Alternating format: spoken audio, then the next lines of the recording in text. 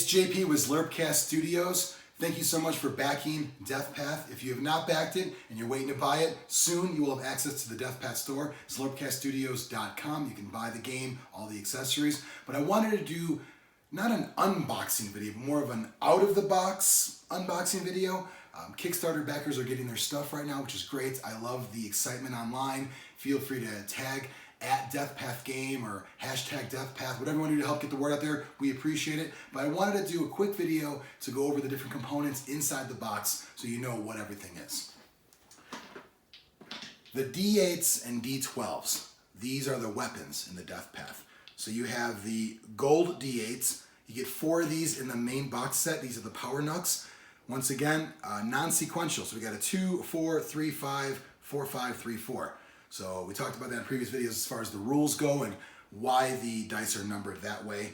We have the energy glove, silver or gray, depending on what the light is there.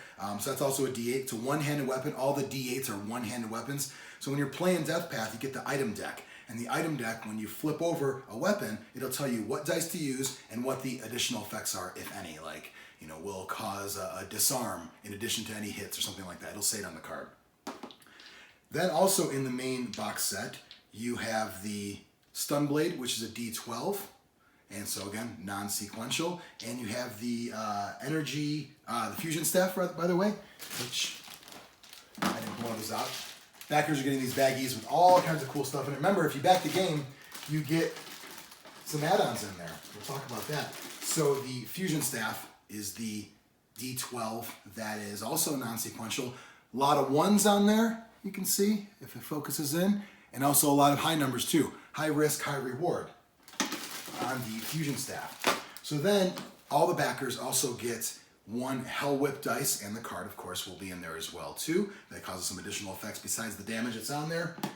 And then you could, of course, buy the Bailiff's Crate, which includes all kinds of different items.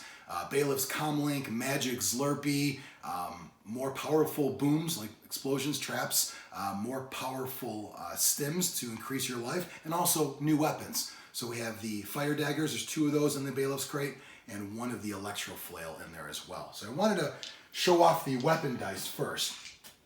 Then let's talk about the subject dice. Those are D6s. There are 6 different classes in Deathpath. There's Athlete, which are the black dice. There's Master, which are the red dice.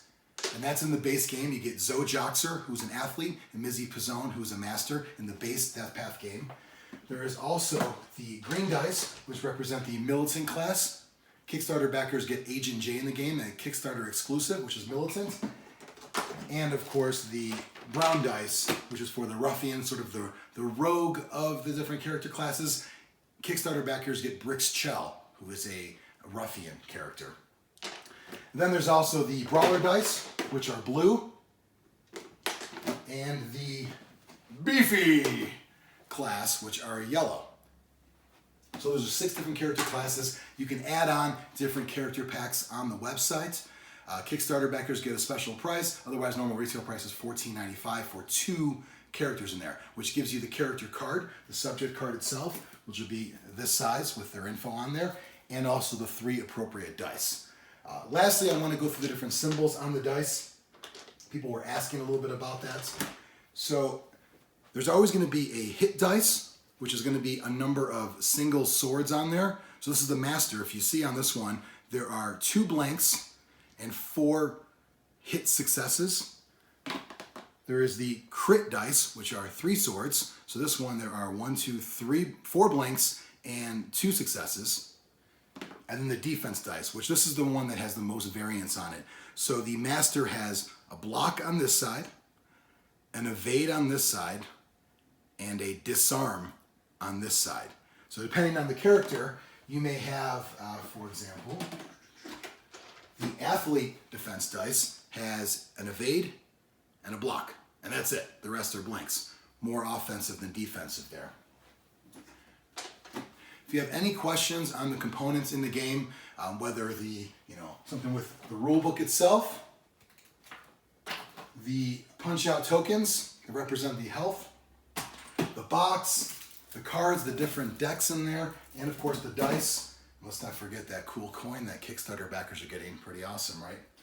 Feel free to let me know. Shoot me an email at zlurpcast@gmail.com. Thanks for watching.